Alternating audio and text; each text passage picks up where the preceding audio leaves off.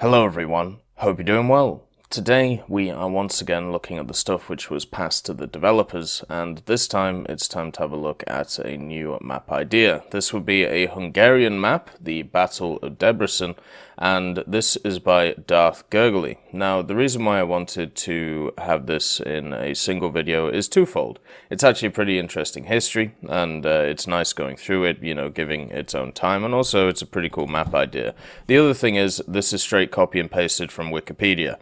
And as I said before, when it comes to the rule changes that have happened when it comes to the past to developers stuff, it would be really nice if they were actually enforced instead of just completely changing rules and then not enforcing them. So yeah, this article, the majority of it, if not all of it, is straight copy and pasted from Wikipedia, so I might as well just read the Wikipedia to you.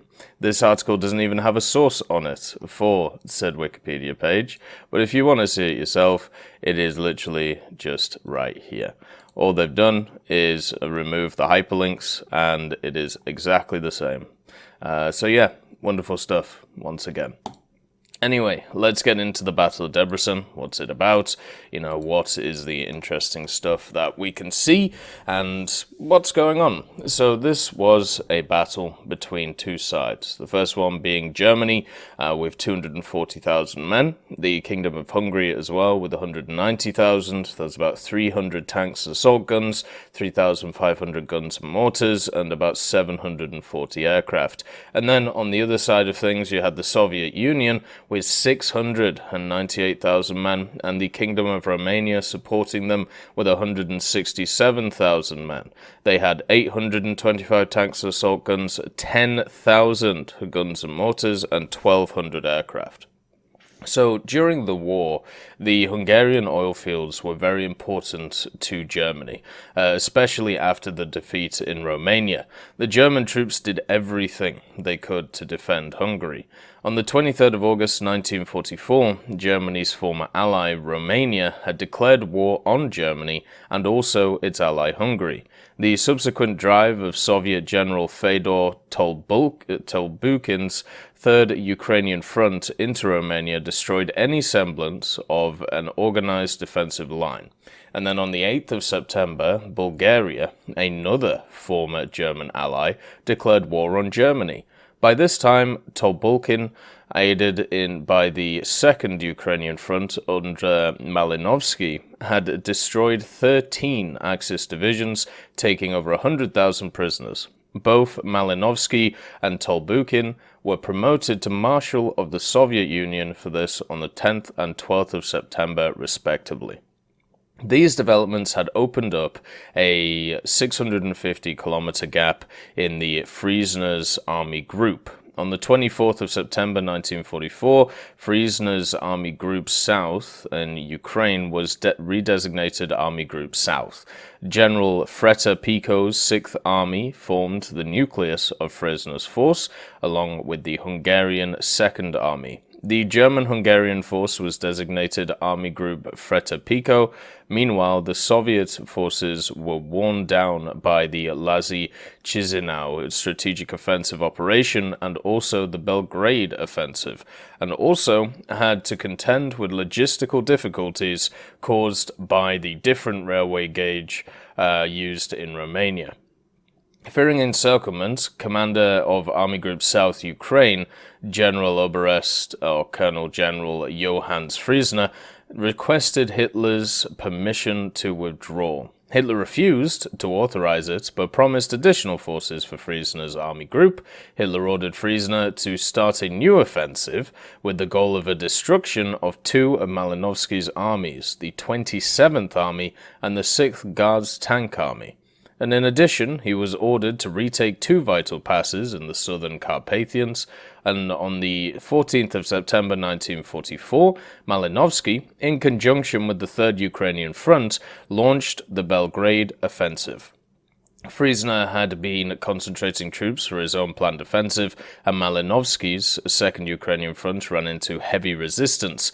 After a week of fruitless attacks, Malinovsky called off his offensive and ordered the exhausted 6th Guards Tank Army, along with the cavalry mechanized groups commanded by Pliev of the 7th Mechanized Corps, the 4th Guards Cavalry Corps, and also the 6th Guards Cavalry Corps with 389 tanks and assault guns, and Cavalry Tank Group General Major Sergei Ilyich Gorshkov's 5th Guards Cavalry Corps with the 23rd Tank Corps attached to the area near Oradia. By the end of September 1944, both Malinovsky and Friesner had received new orders. Malinovsky was now ordered to attack towards Budapest from the salient to the south around Arad. He was to use the 46th and 1st Romanian armies with the cavalry mechanized group Pliev as the exploitation force in case of a successful breakthrough. The remainder of Malinovsky's forces included the 6th Guards Tank Army, the 53rd Army, and Cavalry Tank Group Gorshkov were to attack from the north near Oradia towards Debrecen. The plan was for the two spearheads to link up and encircle the German forces. Meanwhile, Friesner's orders included an attack from Ordea with Army Group Fretapico. So the operation began, and the 2nd Ukrainian Front began on the 6th of October 1944, with Malinovsky's southern pincer attacking near Arad and slicing through the Hungarian Third Army. The spearhead of the southern 2nd Ukrainian Front pincer, followed by the cavalry mechanized group Pliev, had advanced almost 60 kilometers within the first 24 hours. The attack by the northern 2nd Ukrainian Front pincer ran into difficulty quickly, colliding with two panzer divisions of the German 3rd Panzer Corps, the 1st and 23rd Panzer Divisions. By the end of the day, the northern pincer had advanced only 10 kilometers. Reacting quickly, Fretapico ordered the 76th Infantry Division into the forward line near Ordea. This freed up the 23rd Panzer Division to move south to counter the breakthrough near Arad. The German Panzer Division, the Feldherrn 1, refitting at Mezokosvegt, was moved into action to guard potential crossing points on the Tizar River against the advancing 2nd Ukrainian Front units. By the evening of the 7th of October 1944, the 2nd Ukrainian Front southern pincer had advanced further towards the Tizar River. Meanwhile, the northern pincer was still stalled near Ordea. In this area, the German-Hungarian forces had managed to halt several flanking attempts by the 6th Guards Tank Army. By the 10th of October, Malinovsky's troops occupied several bridgeheads on the western bank of the Tizar River, and elements of the 46th Army and the 18th Tank Corps were driving on Kecskemét, only 70 kilometers from Budapest. Malinovsky, however, had to redistribute some of these forces to support the advance of Pliev's group on the other side of the Tizar. The remaining 2nd Ukrainian Front troops of this spearhead were attacked by the Hungarian cavalry and German anti-aircraft troops and forced to retreat to the Tizar on the 11th of October.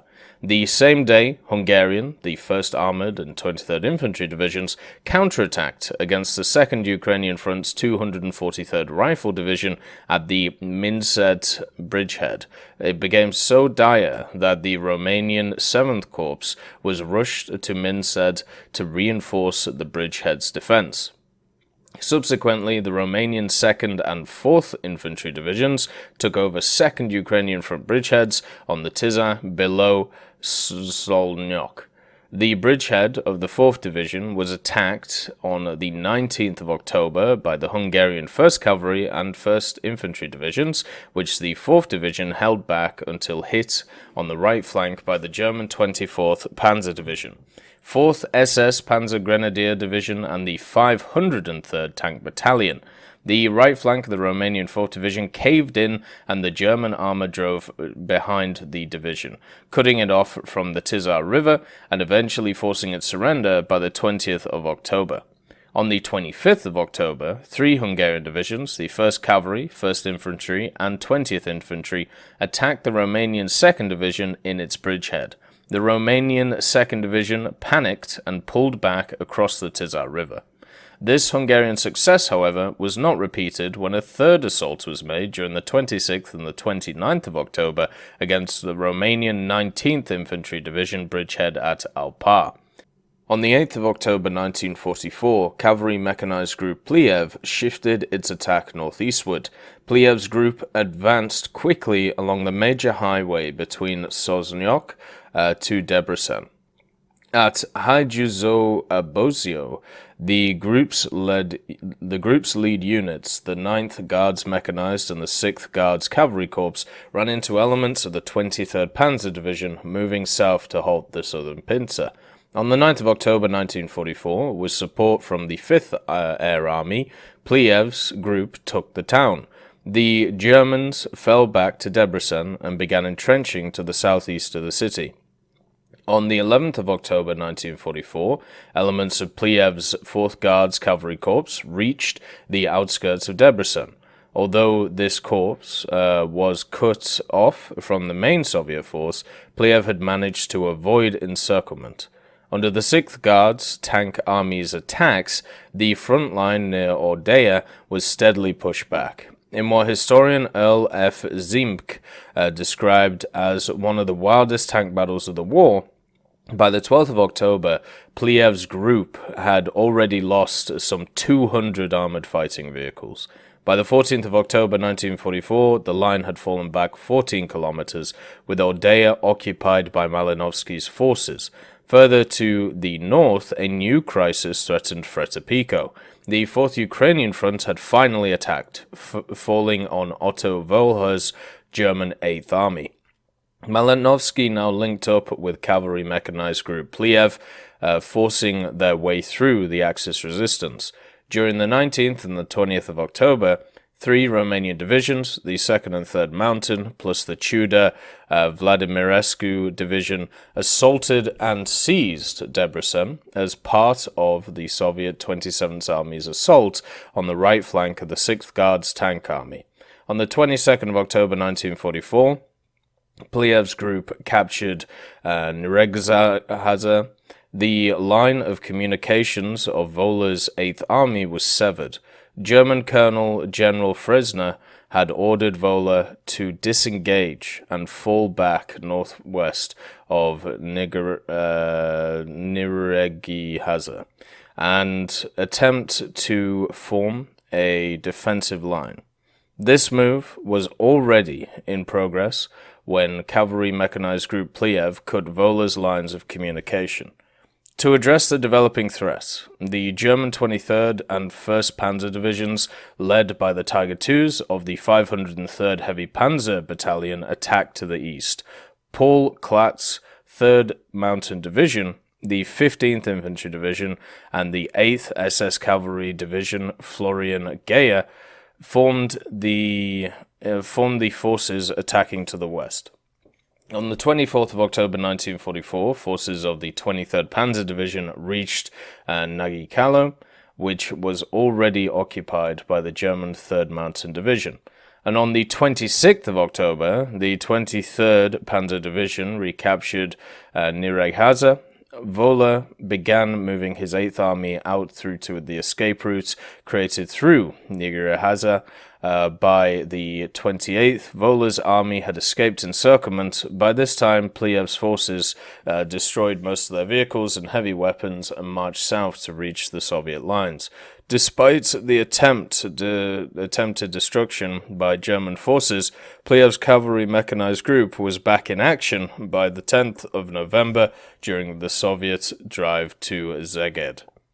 The Siege of Budapest, or Battle of Budapest, was the 50-day-long encirclement by Soviet forces of the Hungarian capital of Budapest, near the end of World War II. Part of the broader Budapest offensive, the siege began when Budapest, defended by Hungarian and German troops, was first encircled on the 26th of December 1944 by the Red Army and the Romanian Army. During the siege, about 38,000 civilians died through starvation or military action. The city unconditionally surrendered on the 13th of February 1945. It was a strategic victory for the Allies in their push towards Berlin. Having suffered nearly 200,000 deaths in 3 years fighting the Soviet Union, and with the front lines approaching its own cities, Hungary was by early 1944 ready to exit World War II. As political forces within Hungary pushed for an end to the fighting, Germany preemptively launched the Operation Margaret on the 19th of March 1944 and entered Hungary. In October 1944, after successive Allied victories at Normandy and Falaise, and after the collapse of the Eastern Front following the stunning success of the Soviet summer offensive, Operation Bagration, regent of Hungary Miklos Horthy, again attempted to negotiate a separate peace with the Allies. Upon hearing of Horthy's efforts, Hitler launched Operation Panzerfaust to keep Hungary on the Axis side and forced Horthy to abdicate. Horthy and his government were replaced by Hungarist Ferenc Szalasi, led by the far-right nationalist socialist Arrow Cross Party. As the new right-wing government and its German allies prepared the defense of the capital, 9th SS Panzer Corps, consisting of 2 Waffen-SS divisions, was sent to Budapest to strengthen the city's defense. The besieging Soviet forces were part of Rodion Malinovsky's Second Ukrainian Front, and formations that actually took part in the fighting appear to have included the 53rd Army, 7th Guards Army, portions of the 3rd Ukrainian Front, including the 46th Army and the Romanian 7th Army Corps. A raid against the Soviets was a collection of German army, here, Waffen-SS and Hungarian army forces. The siege of Budapest was one of the bloodiest sieges of World War II. A counterattack of Soviet infantry and tanks of the 18th Tank Corps was the Encirclement of Budapest. The Red Army started its offensive against the city on the 29th of October 1944. More than 1 million men, split into 2 operating maneuver groups, advanced. The plan was to isolate Budapest from the rest of the German and Hungarian forces, and on the 7th of October 1944, Soviet and Romanian troops entered the eastern suburbs, 20 kilometers from the old town. The Red Army, after a much-needed pause in hostilities, resumed its offensives on the 19th of December, and then on the 26th of December, a road linking Budapest to Vienna was seized by Soviet troops, thereby completing the encirclement. The Nazi leader of the nation, Ferenc Szalasi, had already fled on the 9th of December. As a result of the Soviet link-up, nearly 33,000 German and 37,000 Hungarian soldiers, as well as over 800,000 civilians, became trapped within the city. Refusing to authorize a withdrawal, Hitler had declared Budapest a fortress city, which was to be defended to the last man. Waffen-SS General Karl Pfeffer Wilderbruch, the commander of the 9th Waffen-SS Alpine Corps, was put in charge of the city's defense. Budapest was a major target for Joseph Stalin. The Yalta Conference was approaching, and Stalin wanted to display his full strength to Winston Churchill and Franklin D. Roosevelt. He therefore ordered General Rodion Malinovsky to seize the city without delay. During the night of the 28th of December, 1944, the 2nd and 3rd Ukrainian Front contacted the besieged Germans by radios and loudspeakers and told them about a negotiation for the city's capitulation. The Soviets promised to provide humane surrender conditions and not to mistreat the German and Hungarian prisoners. They also promised that the emissary groups would not bring weapons and would appear in cars with white flags. The next day, 2 groups of Soviet emissaries appeared as expected. The first, belonging to the 3rd Ukrainian Front, arrived at 10 a.m., in the Budapest sector and was taken to the headquarters of General Wildebranch. Their negotiating effort was a failure. Wildebranch refused the surrender conditions and sent the Soviet agents back to the battlefield. While the emissaries were en route to their camps, the Germans suddenly opened fire, killing Captain Ostapenko, Lieutenant Orlov, and Sergeant Gorbatyuk. Quickly jumped into a trench and narrowly escaped.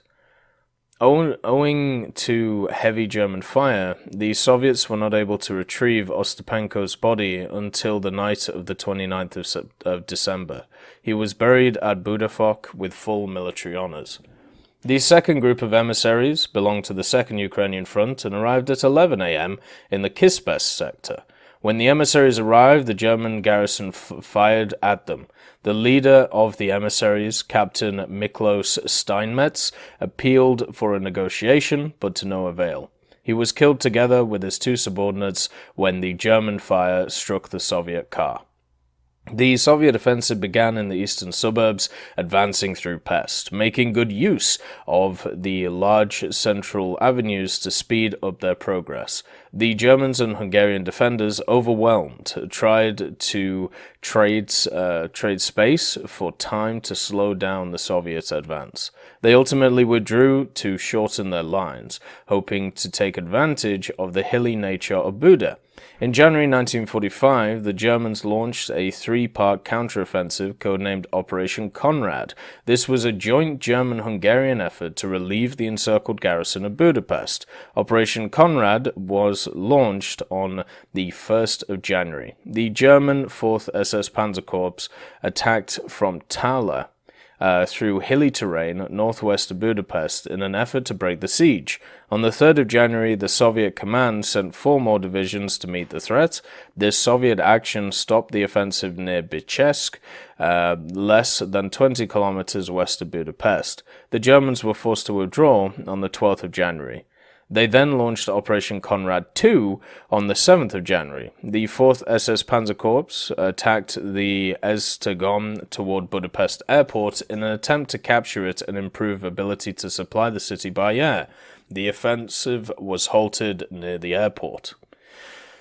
Meanwhile, urban warfare in Budapest increased in intensity. Resupply became a decisive factor because of the loss of the Ferihegyi airport on the 27th of December 1944, just before the start of the siege.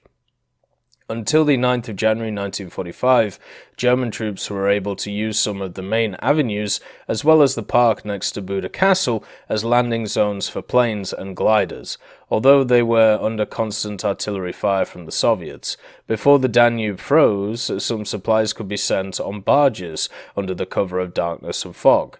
Nevertheless, food shortages were more and more common, and soldiers had to rely on finding their own sources of sustenance, some even resorting to eating their own horses.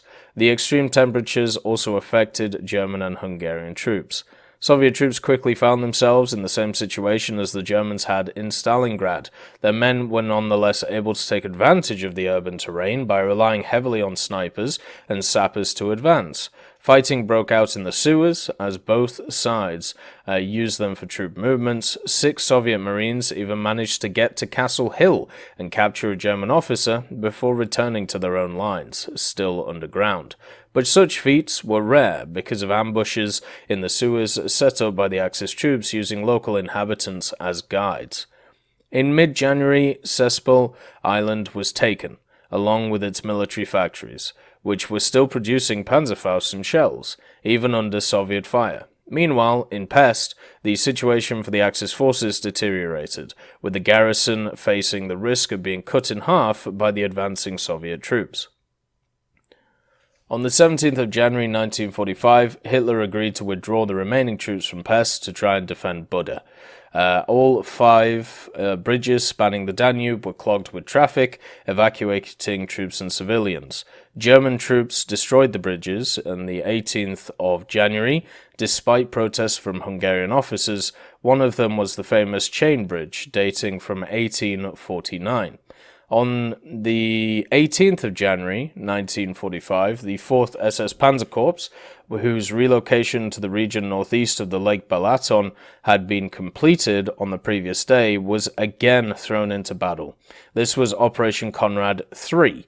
In 2 days, the German tanks reached the Danube at Dunapentel, tearing the Soviet Transdanubian front apart, and by the 26th of January, the offensive had reached a point roughly 25 kilometers from the ring around the capital.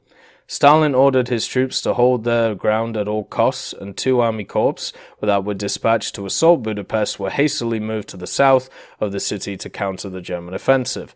Nevertheless, German troops who got to less than 20 kilometers from the city were unable to maintain their impetus due to fatigue and supply problems. Budapest defenders asked permission to leave the city and escape the encirclement. Hitler refused. German troops could no longer hold their ground. They were forced to withdraw on the 28th of January 1945 and to abandon much of the occupied territory, with the notable exception of Szeged, of Székesfehérvár. The fate of the defenders of Budapest was sealed, and the battle for Buda had started. Unlike Pest, which is built on flat terrain, Buda is built on hills. This allowed the defenders to sight artillery and fortifications above the attackers, greatly slowing the Soviet advance. The main citadel, which was known as Gellert Hill, was defended by Waffen-SS, who successfully repelled several Soviet assaults. Nearby, Soviet and German forces were fighting for the city cemetery amongst shell-open tombs. It would last for several days. The fighting on Margaret Island in the middle of the Danube was particularly merciless. The island was still attached to the rest of the city by the remaining half of the Margaret Bridge and was used as a parachute drop zone as well as for covering improvised airstrips set up by the city centre.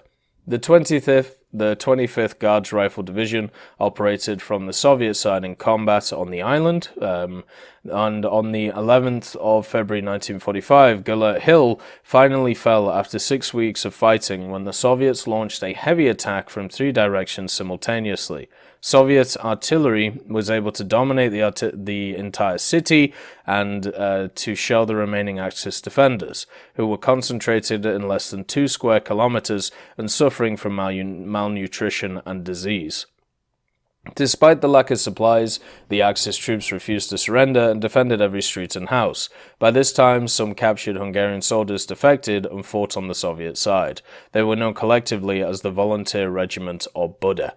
After capturing the southern railway station during a 2-day bloodbath, Soviet troops advanced to Castle Hill. On the 10th of February, after a violent assault, Soviet Marines established a bridgehead on Castle Hill while almost cutting the remaining garrison in half. Hitler still forbade the German commander Pfeffer Wildebranch to abandon Budapest or to attempt to break out, but the glider flights bringing in the supplies had ended a few days earlier, and parachute drops had also been discontinued. In desperation, Pfeffer Wildebranch decided to lead the remnants of his troops out of Budapest. The German commander did not typically consult the Hungarian commander of the city. However, Wildebranch now uncharacteristically included General Ivan Hindi in the last desperate breakout attempt. On the night of the 11th of February, some 28,000 German and Hungarian troops began to stream northwestwards away from Castle Hill. They moved in 3 waves. Thousands of civilians were with each wave. Entire families pushing prams trudged through the snow and ice. Unfortunately for the would-be escapees, the Soviets awaited them in prepared positions around the Sel-Kamal Ter area. Troops, along with the civilians, used heavy fog to their advantage. The first wave managed to surprise the waiting Soviet soldiers and artillery. Their sheer numbers allowed many to escape. The second and third waves were less fortunate. Soviet artillery and rocket batteries bracketed the escape area with deadly results that killed thousands. Despite heavy losses, 5,000 to 10,000 people managed to reach the wooded hills northwest of Budapest and escape towards Vienna. but only 600 to 700 German soldiers reached the main line, German lines from Budapest. The majority of the escapees were killed, wounded, or captured by the Soviet troops. Wildebranch and Hindi were captured by waiting Soviet troops as they emerged from an underground tunnel running from the castle district. So there you go. That is the Battle of Debrecen and also the Siege of Budapest and everything else. Good old Wikipedia. See you later. I'd just like to thank Trigger Hippie, Universe, Conte Baraka, Elove Goat, Eugens Terry, Ambrosius McClellan, Daniel Stanton, Martinez, B. Young, Hans, and Samuel Slick for supporting the channel.